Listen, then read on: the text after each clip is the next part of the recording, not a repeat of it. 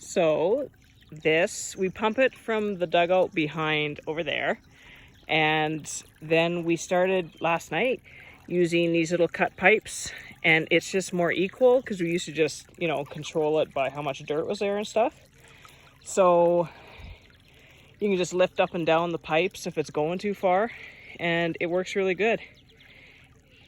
And yeah, that's potatoes, beans, carrots, stuff like cucumbers and stuff is over there. Onions, that's where we haven't watered yet. It's like, what the heck? I think it's 31 Celsius, 88 Fahrenheit.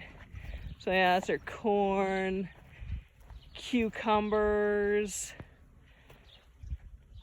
zucchini at the end, and then spaghetti, squash, and pumpkin. And I went over the minute. My goodness. Oh, look, a little tomato.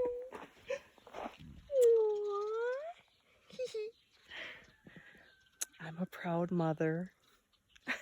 Anyway, we'll see ya.